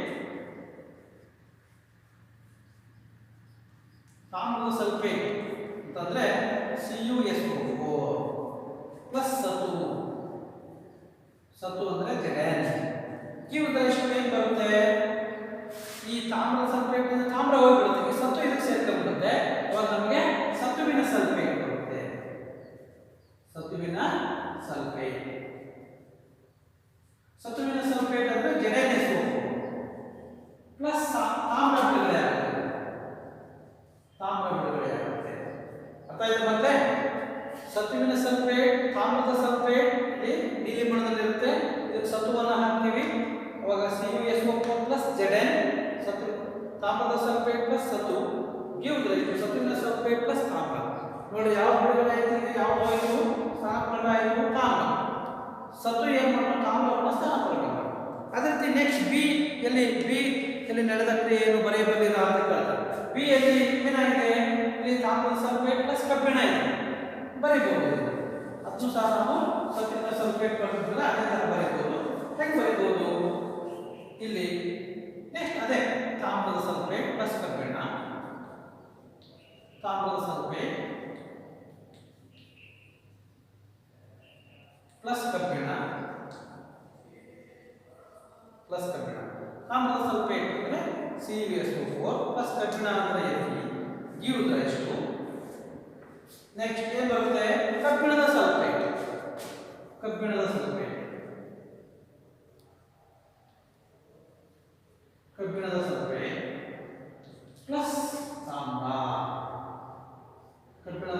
ಪ್ಲಸ್ ತಾಮ್ರ, ಅಲ್ವಾ? ನೋಡಿ ಇಲ್ಲಿ ಏನು ಬರುತ್ತೆ? FeSO4 plus Cu. ನೋಡಿ, ತಾಮ್ರದ ಸಲ್ಫೇಟ್ನಲ್ಲಿ ಕಬ್ಬಿಣದ ಮಳೆಯನ್ನು ಇಟ್ಟಿವಿ. ಇಲ್ಲೇ ಐತಲ್ಲ, ಇದೇ ಸೇಮ್ ತಾಮ್ರದ ಸಲ್ಫೇಟ್ ಇದು. ಕಬ್ಬಿಣದ ಮಳೆಯನ್ನು ಹಾಕಿದ್ದೀವಿ. ಇದರಲ್ಲಿ ಕಬ್ಬಿಣದ ಮಳೆ ಕಾಣಿಸ್ತಾ ಇದೆಯಾ? ಕಬ್ಬಿಣದ ಮಳೆ ನೋಡ್ರಿ, ಯಾವ ಥರ ತಾಮ್ರ ಅದಕ್ಕೆ ಅಂಟ್ಕೊಂಡಿದೆ, ಕೆಳಗಡೆ ಕಾಣಿಸ್ತಾ ಇದೆ ನಮಗೆ. ಇವಾಗ ಬಂದಿರತಕ್ಕಂಥದ್ದು, ಕೆಳಗಡೆ ಬಂದಿರತಕ್ಕಂಥದ್ದು ಏನು? ತಾಮ್ರ ಅಲ್ವಾ? ಈ ತಾಮ್ರ ಬಿಡುಗಡೆ ಆಗ್ತದೆ, ತಾಮ್ರದ ಸಲ್ಫೇಟ್. ಕಬ್ಬಿಣ ಏನು ಮಾಡು? ತಾಮ್ರವನ್ನು ಸ್ಥಾನಪಲ್ಲಟ ಮಾಡೋದು. ಬೀಕರ್ನಲ್ಲಿ ನಾವು ಈ ರೀತಿ ಬರೀಬಹುದು. ನೆಕ್ಸ್ಟ್ ಸಿ ಬೀಕರ್ನಲ್ಲಿ ಏನಾಗ್ತಾ ಇದೆ ಅನ್ನೋದನ್ನ ನೋಡೋಣ. ಏನಾಗ್ತಾ ಇದೆ ಅಂದ್ರೆ ಸತುವಿನ ಸಲ್ಫೇಟ್ ಪ್ಲಸ್ ತಾಮ್ರದ ಪುಡಿಯನ್ನು ಹಾಕಿದೆ, ತಾಮ್ರದ ಮೊಳೆಯನ್ನು ಹಾಕಿದೆ. ಅವು ಸತುವಿನ ಸಲ್ಫೇಟ್ನಿಂದ ತಾಮ್ರ ಸ್ಥಾನಪಲ್ಲಟ ಆಗಲ್ಲ, ಈ ಕ್ರಿಯೆ ನಡೆಯಲ್ಲ. ನೀವು ಇದನ್ನ ಸತುವಿನ ಸಲ್ಫೇಟ್ ಪ್ಲಸ್ ತಾಮ್ರದ ಸಲ್ಫೇಟ್ ಪ್ಲಸ್ ಸತು ಅಂತ ಬರೆಯೋಕ್ಕಾಗಲ್ಲ. ಯಾಕೆ ಬರೆಯೋಕ್ಕಾಗಲ್ಲ ಅಂದ್ರೆ ಈ ಕ್ರಿಯೆ ನಡೆಯಲ್ಲ. ಇಲ್ಲೂ ಸಹ ಅಷ್ಟೇ, ಫೆರಸ್ ಸಲ್ಫೇಟ್ ಕಬ್ಬಿಣದ ಸಲ್ಫೇಟ್ ಇಟ್ಟಿದ್ದೀವಿ, ಅದಕ್ಕೆ ತಾಮ್ರದ ಮಳೆ ಹಾಕಿದ್ದೀವಿ, ಇಲ್ಲೂ ಸಹ ಕ್ರಿಯೆ ನಡೆಯಲ್ಲ. ಅವಾಗ ನಾವು ಕಬ್ಬಿಣದ ಸಲ್ಫೇಟ್ ಪ್ಲಸ್ ತಾಮ್ರ, ನೆಕ್ಸ್ಟ್ ತಾಮ್ರದ ಸಲ್ಫೇಟ್ ಪ್ಲಸ್ ಕಬ್ಬಿಣ ಬರಲ್ಲ. ಯಾಕೆ ಬರಲ್ಲ ಅಂದರೆ ಈ ಸತು ಮತ್ತು ಈ ಕಬ್ಬಿಣ ತಾಮ್ರಕ್ಕಿಂತಲೂ ಹೆಚ್ಚು ಕ್ರಿಯಾಪಟ ಧಾತು. ಆದ್ದರಿಂದ ತಾಮ್ರದ ಮಳೆಯಿಂದ ಅವುಗಳನ್ನು ಸ್ಥಾನಪಲ್ಲಟಗೊಳಿಸೋಕ್ಕಾಗಲ್ಲ. ಸಿ ಬೀಕರ್ನಲ್ಲಿ ತಾಮ್ರದಿಂದ ಸಿ ಮತ್ತು ಇ ಬೀಕರ್ನಲ್ಲಿ ಕಬ್ಬಿಣದಿಂದ ಸ್ಥಾನಾಪಲ್ಲಟಗೊಳಿಸಬೇಕಾಗಿತ್ತು. ಹಾಗೆಯೇ ಡಿ ಬೀಕರ್ನಲ್ಲಿ ಕಬ್ಬಿಣವು ತಾಮ್ರದಿಂದ ಸ್ಥಾನಾಪಲ್ಲಟಗೊಳ್ಳಬೇಕಾಗಿತ್ತು. ಆದರೆ ಸ್ಥಾನಾಪಲ್ಲಟ ಆಗಲ್ಲ. ಬೀಕರ್ ಸಿ ನಲ್ಲಿ ಯಾವುದೇ ಬದಲಾವಣೆ ನಡೆಯದ ಕಾರಣ ತಾಮ್ರವು ಸತುವಿನ ಸಲ್ಫೇಟ್ನಿಂದ ಸ್ಥಾನಾಪಲ್ಲಟಗೊಳಿಸಲು ಸಾಧ್ಯವಿಲ್ಲ ಎಂದು ತೀರ್ಮಾನಿಸಿದರು. ಆದರೆ ಏಕೆ ಬೀಕರ್ ಎ ನಲ್ಲಿ ಸತುವು ತಾಮ್ರವನ್ನು ಸ್ಥಾನಾಪಲ್ಲಟಗೊಳಿಸಿದೆ ಅಂದ ಮೇಲೆ ಬೀಕರ್ ಸಿ ಯಲ್ಲಿ ತಾಮ್ರವು ಸತುವನ್ನು ಏಕೆ ಸ್ಥಾನಾಪಲ್ಲಟಗೊಳಿಸಲಿಲ್ಲ? ಯಾಕೆ ಸತುವನ್ನು ಸ್ಥಾನಾಪಲ್ಲಟಗೊಳಿಸ್ತಿಲ್ಲ ಅಂದರೆ ಸತು ತಾಮ್ರಕ್ಕಿಂತಲೂ ಹೆಚ್ಚು ಕ್ರಿಯಾಪಟುತ. ನೆನಪಿಟ್ಟುಕೊಳ್ಳಿ, ವಿಜ್ಞಾನವು ಅನಿಯಂತ್ರಿತವಾದುದಲ್ಲ, ನಿಯಂತ್ರಿತವಾದದ್ದು. ಇದು ಕೆಲವು ತಥ್ಯಾಂಶಗಳ ಮೇಲಿನ ನಿರ್ದಿಷ್ಟ ನಿಯಮಗಳನ್ನು ಅನುಸರಿಸುತ್ತದೆ. ಇಲ್ಲಿನ ವಿಷಯವೇನೆಂದರೆ, ಇಲ್ಲಿನ ನಿಯಮವೇನೆಂದರೆ ಸತು ಮತ್ತು ತಾಮ್ರ ಕಬ್ಬಿಣಕ್ಕಿಂತಲೂ ಹೆಚ್ಚು ಕ್ರಿಯಾಪಟು ಧಾತುವಾಗಿವೆ. ನೋಡಿರಿ, ಸತುವು ತಾಮ್ರ ಮತ್ತು ಕಬ್ಬಿಣಕ್ಕಿಂತ, ಸತು ಐತಲ್ಲ, ತಾಮ್ರ ಮತ್ತು ಕಬ್ಬಿಣಕ್ಕಿಂತ ಹೆಚ್ಚು ಕ್ರಿಯಾಶೀಲವಾಗಿದೆ. ಹೆಚ್ಚಿನ ಕ್ರಿಯಾಶೀಲತೆ ಹೊಂದಿರುವ ಲೋಹವು ಕಡಿಮೆ ಕ್ರಿಯಾಶೀಲತೆಯ ಲೋಹವನ್ನು ಸ್ಥಾನಪಲ್ಲಟಗೊಳಿಸುತ್ತದೆ. ಆದರೆ ಕಡಿಮೆ ಕ್ರಿಯಾಶೀಲ ಲೋಹವು ಹೆಚ್ಚು ಕ್ರಿಯಾಶೀಲ ಲೋಹವನ್ನು ಸ್ಥಾನಪಲ್ಲಟಗೊಳಿಸುವುದಿಲ್ಲ. ಬೀಕರ್ ಡಿ ಮತ್ತು ಇ ಯಲ್ಲಿ ಸ್ಥಾನಪಲ್ಲಟ ಕ್ರಿಯೆ ಏಕೆ ನಡೆದಿಲ್ಲ ನಮಗೆ ಈಗ ಅರ್ಥವಾಗಿದೆ. ಸತು, ಕಬ್ಬಿಣ ಮತ್ತು ತಾಮ್ರ ಲೋಹಗಳಲ್ಲಿ ಹೆಚ್ಚಿನ ಕ್ರಿಯಾಶೀಲತೆಯಿಂದ ಕಡಿಮೆ ಕ್ರಿಯಾಶೀಲತೆಯ ಅನುಕ್ರಮವು ಯಾವುವು ಇರುವುದನ್ನು ನೀವೇನು ಊಹಿಸುತ್ತೀರಾ? ಮೊದಲು ಸತು, ನಂತರ ಕಬ್ಬಿಣ, ನಂತರ ತಾಮ್ರ ಊಹಿಸ್ಕೊಳ್ಬೇಕು. ಈಗ ಗೊತ್ತಾಯ್ತಾ? ನೆಕ್ಸ್ಟ್ ಈಗ ಲೋಹ ಮತ್ತು ಅಲೋಹಗಳ ಉಪಯೋಗಗಳು ಅನ್ನೋದ್ರ ಬಗ್ಗೆ ನೋಡೋಣ. ಈಗ ನಮಗೆ ಗೊತ್ತಾಯಿತು, ಹೆಚ್ಚು ಕ್ರಿಯಾತ್ಮಕವಾದ ಧಾತುಗಳು ಕಡಿಮೆ ಕ್ರಿಯಾತ್ಮಕವಾದ ಧಾತುಗಳನ್ನು ಸ್ಥಾನಪಲ್ಲಟಗೊಳಿಸುತ್ತವೆ ದ್ರಾವಣದಿಂದ. ಅಂದರೆ ಕಡಿಮೆ ಕ್ರಿಯಾಪಟವಾದ ಧಾತುಗಳ ದ್ರಾವಣಗಳಿಂದ ಹೆಚ್ಚು ಕ್ರಿಯಾಪಟವಾದ ಧಾತುಗಳು ಆ ಕಡಿಮೆ ಕ್ರಿಯಾಪಟವಾದ ಧಾತುಗಳನ್ನು ಸ್ಥಾನಪಲ್ಲಟ ಮಾಡ್ತವೆ ಅನ್ನೋದು ಗೊತ್ತಾಯ್ತು. ಈಗ ಲೋಹಗಳು ಮತ್ತು ಅಲೋಹಗಳ ಉಪಯೋಗಗಳೇನು ಅನ್ನೋದ್ರ ಬಗ್ಗೆ ನೋಡೋಣ. ಲೋಹ ಮತ್ತು ಅಲೋಹಗಳ ಉಪಯೋಗಗಳು.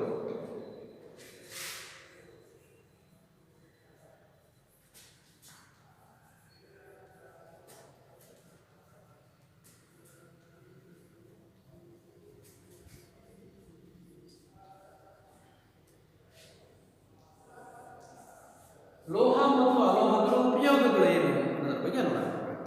ಇಲ್ಲಿ ಲೋಹಗಳನ್ನು ಯಂತ್ರೋಪಕರಣಗಳು ಎಲ್ಲೆಲ್ಲಿ ಬಳಸ್ತಾರೆ? ಲೋಹಗಳನ್ನು, ಕಬ್ಬಿಣವನ್ನು ಎಲ್ಲಿ ಬಳಸ್ತಾರೆ? ತಾಮ್ರವನ್ನು ಎಲ್ಲಿ ಬಳಸ್ತಾರೆ? ಬೆಳ್ಳಿ, ಚಿನ್ನ ಗೊತ್ತು ನಿಮಗೆ. ನೀವು ಲೋಹಗಳ ಉಪಯೋಗಗಳ ಬಗ್ಗೆ ತಿಳಿದಿದ್ದೀರಿ. ಲೋಹಗಳನ್ನು ಯಂತ್ರೋಪಕರಣಗಳು, ಎಂಜಿನ್ಗಳನ್ನು ತಯಾರಿಸಕ್ಕೆ ಯಂತ್ರೋಪಕರಣಗಳು, ಸ್ವಯಂ ಚಾಲಿತ ವಾಹನಗಳು, ಮೆಷಿನ್ಸ್ಗಳನ್ನು ತಯಾರಿಸಲಿಕ್ಕೆ ನೀವೆಲ್ಲ ಥರದ ಮಿಷಿನ್ಗಳನ್ನು ನೋಡ್ತೀರಿ ನಮಗೆ.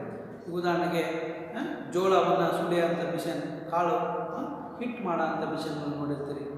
ನಂತರ ಕಾರಿನ ಇಂಜಿನ್ಗಳನ್ನು ನೋಡಿರ್ತೀರಿ, ಲಾರಿ ಇಂಜಿನ್ಗಳನ್ನು ನೋಡಿರ್ತೀರಿ, ಬೋರ್ವೆಲ್ ಮಿಷನ್ಗಳನ್ನು ನೋಡಿರ್ತೀರಿ. ಈ ಥರ ಯಂತ್ರೋಪಕರಣಗಳನ್ನು ಮಾಡಲಿಕ್ಕೆ, ಸ್ವಯಂ ಚಾಲಿತ ವಾಹನಗಳನ್ನು ಮಾಡಲಿಕ್ಕೆ ವಿಮಾನಗಳು, ರೈಲುಗಳು, ಉಪಗ್ರಹಗಳು, ಕಾರ್ಖಾನೆಗಳ ಉಪಕರಣಗಳು, ಅಡುಗೆ ಪಾತ್ರೆಗಳು, ನೀರಿನ ಬಾಯ್ಲರ್ಗಳು ಇತ್ಯಾದಿಗಳ ತಯಾರಿಕೆಯಲ್ಲಿ ಬಳಸುತ್ತಾರೆ. ಇನ್ನೂ ಅನೇಕ.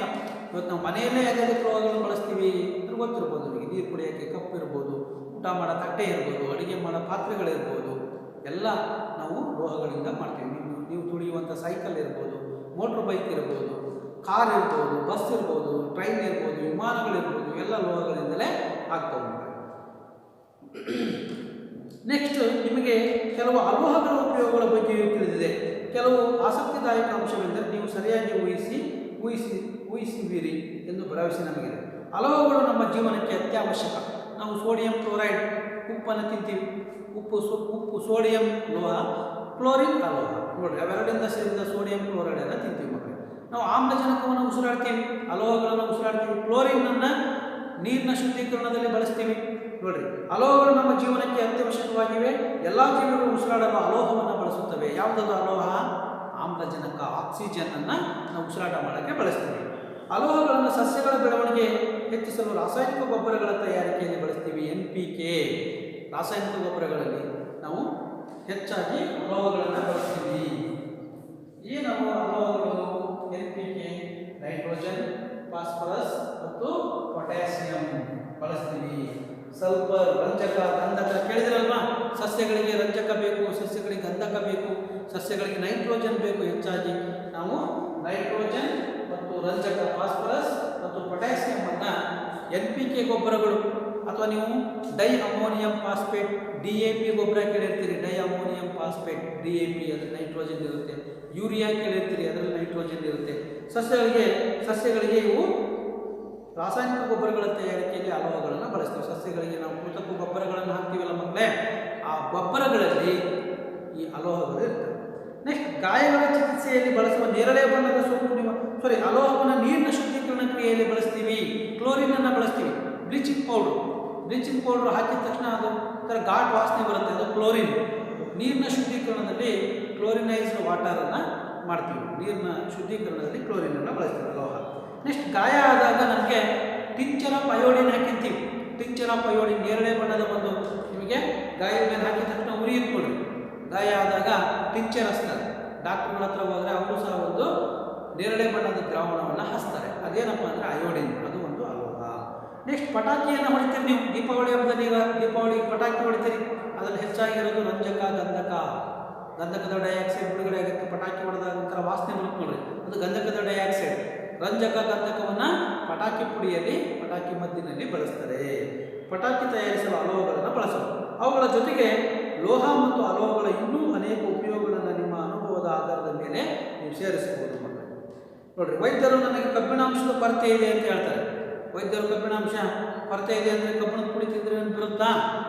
ಈಗ ನಾವು ಗಂಟೆ ಹೊಡೆಯೋ, ಬೆಲ್ಲು ಹೊಡೆಯೋ ಒಂದು ಕಬ್ಬಿಣ ತುಂಡು ಐತಿಲ್ಲ, ಅದನ್ನು ಐಸ್ ಕ್ರೀಮ್ ಥರ ಸೀಪಿದ್ರೆ ಕಬ್ಬಿಣ ಬರುತ್ತಾ ನಮಗೆ? ಇಲ್ಲ. ನಮ್ಮ ಆಹಾರದಲ್ಲಿ ಕಬ್ಬಿಣಾಂಶ ಇರಬೇಕು ಅಂದರೆ ನಾವು ಉದಾಹರಣೆ ಬೆಲ್ಲ ಮತ್ತು ರಾಗಿ ಹೆಚ್ಚು, ತರಕಾರಿಗಳಲ್ಲಿ, ಹಣ್ಣುಗಳಲ್ಲಿ ಹೆಚ್ಚು ಕಬ್ಬಿಣಾಂಶ ಇರುತ್ತೆ ಅಂದರೆ ಅದರಲ್ಲಿ ಕರಗಿದ ಕಬ್ಬಿಣ, ಅದರಲ್ಲಿ ಅಯಾನುಗಳ ರೂಪದಲ್ಲಿರ್ತಕ್ಕಂಥ ಕಬ್ಬಿಣವನ್ನು ನಮ್ಮ ದೇಹ ಹೀರ್ಕೊಳ್ಳುತ್ತೆ. ರಾಸಾಯನಿಕ ಕ್ರಿಯೆಗಳಿಂದ ಹೊಸ ವಸ್ತುಗಳು ಉಂಟಾಗುತ್ತವೆ. 7ನೇ ತರಗತಿಯಲ್ಲಿ ಇದನ್ನು ಕಲಿತಿದ್ದೀರಿ. ರಾಸಾಯನಿಕ ಕ್ರಿಯೆಯಲ್ಲಿ ಪಾಲ್ಗೊಂಡ ವಸ್ತುವಿಗಿಂತ ಭಿನ್ನ ವಸ್ತುಗಳು, ಒಂದು ರಾಸಾಯನಿಕ ಕ್ರಿಯೆಯಿಂದ ಉಂಟಾಗುತ್ತದೆ. ತಂಪಾಗಿಸುವುದರಿಂದ, ಶಾಖ ಕೊಡುವುದರ ಮೂಲಕ, ವಿದ್ಯುತ್ ವಿಭಜನೆಯಿಂದ ಮತ್ತಷ್ಟು ವಿಭಜಿಸಲಾಗುತ್ತಿದ್ದರೆ ಅದನ್ನು ಧಾತು ಎಂದು ಕರೆಯುತ್ತೇವೆ ಅಂತ ಹೇಳ್ಬೋದು. ಸಲ್ಫರ್ ಒಂದು ಧಾತುವಾಗಿದೆ, ಹಾಗೆ ಕಬ್ಬಿಣ ಕೂಡ ಒಂದು ಧಾತುಗಳೇ. ಧಾತುವಿನ ಅತ್ಯಂತ ಚಿಕ್ಕ ಘಟಕವೇ ಪರಮಾಣು ಅಂತ ಹೇಳ್ತೀವಿ. ಧಾತುಗಳು ಪರಮಾಣುಗಳಿಂದ ಮಾಡಲ್ಪಟ್ಟಿರುತ್ತವೆ. ಒಂದು ಧಾತುವಿನ ಪ್ರತಿಶಯದಲ್ಲಿ ಕೇವಲ ಒಂದೇ ವಿಧವಾದ ಪರಮಾಣುಗಳಿರುತ್ತವೆ. ಧಾತುವಿನಲ್ಲಿ ಉಂಟಾಗುವ ಭೌತ ಬದಲಾವಣೆಗಳು ಧಾತುವಿನ ಪರಮಾಣುವಿನ ಮೇಲೆ ಯಾವುದೇ ಪರಿಣಾಮ ಬೀರುವುದಿಲ್ಲ. ನಾವು ಒಂದು ಮ್ಯಾಗ್ನೀಸಿಯಂ ರಿಬ್ಬನ್ ತಗೊಂಡ್ರೆ ಅದರಲ್ಲಿ ಮ್ಯಾಗ್ನೀಸಿಯಂ ಪರಮಾಣುಗಳೇ ಇರ್ತವೆ. ನಾವೊಂದು ಕಬ್ಬಿಣದ ಸ್ಪೂನ್ ತಗೊಂಡ್ರೆ ಇದರಲ್ಲಿ ಕಬ್ಬಿಣದ ಪರಮಾಣುಗಳಿರ್ತವೆ. ಅಂದರೆ ಯಾವುದೇ ಒಂದು ಧಾತುವಿನ ಪ್ರತಿಚಯದಲ್ಲಿ ಒಂದೇ ಥರನಾದ ಧಾತುಗಳು, ಅದರಲ್ಲಿ ಪರಮಾಣುಗಳು ಇರ್ತವೆ ಅಂತ ಗೊತ್ತಾಗ್ತದೆ. ದ್ರವರೂಪದ ಸಲ್ಫರ್ನಲ್ಲಿನ ಪರಮಾಣು ಘನರೂಪದ ಅಥವಾ ಆವಿರೂಪದ ಸಲ್ಫರ್ನಲ್ಲಿರುವ ಪರಮಾಣುಗಳು ಒಂದೇ ಆಗಿರುತ್ತವೆ. ಅದು ಘನರೂಪದಲ್ಲಾದರೂ ಇರಲಿ, ದ್ರವರೂಪದಲ್ಲಾದರೂ ಇರಲಿ, ಅನಿಲ ರೂಪದಲ್ಲಾದರೂ ಇರಲಿ, ಅದರಲ್ಲಿರ್ತಕ್ಕಂಥ ಅಣುಗಳು. ಉದಾಹರಣೆಗೆ ನೀರು ತಗೊಂಡ್ರೆ ಮಂಜುಗಡ್ಡೆಯಲ್ಲಿರೋದು H2O, ನೀರಿನಲ್ಲಿರೋದು H2O, ಮತ್ತು ಹಬೆಯಲ್ಲಿರೋದು ಸಹ H2O, ಗಾಳಿಯಲ್ಲಿ ನೀರಿನಂಶ ಇದಾದರೂ H2O ಇರೋದು.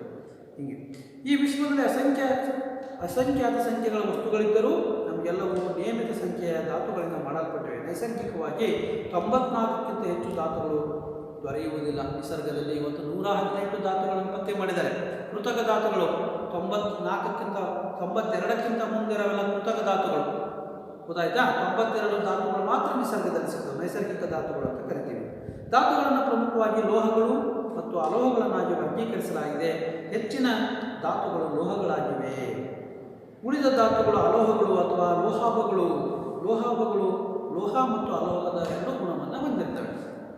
ಲೋಹಾಭಗಳು ಅಂತ ಕರೀತಾರೆ. ಲೋಹದ ಮತ್ತು ಅಲ್ಯೂಮಿನಿಯಂ ಇರ್ಬೋದು, ಇದರದ್ದು ಲೋಹ ಮತ್ತು ಅಲೋಹದ ಎರಡೂ ಗುಣಗಳನ್ನು ಹೊಂದಿರ್ತವೆ.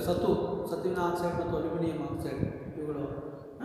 ಈಗ ಉದಾಹರಣೆಗೆ ನಮಗೆ ಟಿನ್ ಅಂತ ಸಿಗುತ್ತೆ, ತವರ, ಸೀಸ, ಇದು ಸತು ಮತ್ತು ಅಲೋಹ ಮತ್ತು ಲೋಹದ ಎರಡೂ ಗುಣಗಳನ್ನು ಇವು ಹೊಂದಿರ್ತವೆ.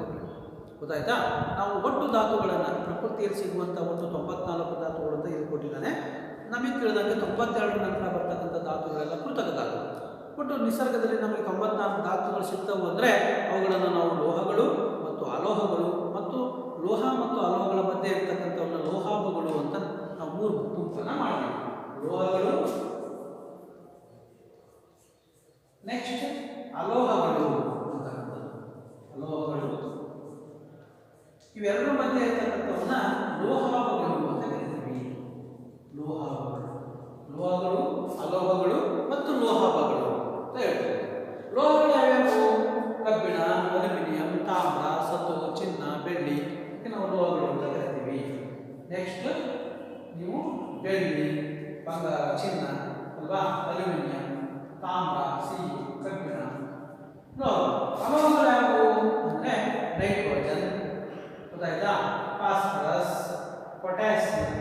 ಕ್ಯಾಲ್ಸಿಯಂ ಒಂದು ಲೋಹ, ನೈಟ್ರೋಜನ್, ಫಾಸ್ಫರಸ್, ಸತು, ಇದು ಗಂಧಕ, ರಂಜಕ, ಕೇಳಿದ್ರಲ್ವಾ ಕಾರ್ಬನ್, ಸಿ, ಇವೆಲ್ಲ ಲೋಹಗಳು. ಲೋಹಗಳು ಯಾವುವು ಅಂತಂದ್ರೆ ನಮಗೆ ಲೋಹದ ಮತ್ತು ಅಲೋಹದ ಎರಡು ಗುಣಗಳನ್ನು ಹೊಂದಿರತಕ್ಕಂಥದ್ದು. ಸೀಸಾ ಮತ್ತು ತಬರ ಈ ಥರದ್ದು ಲೋಹಗಳು ಬರ್ತವೆ. ಲೋಹಗಳು ಕಡಿಮೆ, ಲೋಹಗಳು ಮತ್ತು ಅಲೋಹಗಳು. ಲೋಹಗಳು ಜಾಸ್ತಿ, ಅವಕ್ಕಿಂತಲೂ ಸ್ವಲ್ಪ ಕಡಿಮೆ ಅಲೋಹಗಳು. ಅಲೋಹದಲ್ಲಿ ಘನ, ದ್ರವ, ಅನಿಲ ಮೂರು ಸ್ಥಿತಿಯಲ್ಲಿ ಕಂಡುಬರ್ತವೆ. ಲೋಹಗಳು ಆಲ್ಮೋಸ್ಟ್ ಎಲ್ಲ ಘನ ಸ್ಥಿತಿಯಲ್ಲಿ ಇರ್ತವೆ, ಪಾದರಸ ಮಾತ್ರ ದ್ರವ ಸ್ಥಿತಿಯಲ್ಲಿ ಇರ್ತವೆ. ಇಷ್ಟು ನಾವು ಇದರಲ್ಲಿ ಈ ಪಾಠದಲ್ಲಿ ಲೋಹಗಳು ಮತ್ತು ಅಲೋಹಗಳ ಪಾಠದಲ್ಲಿ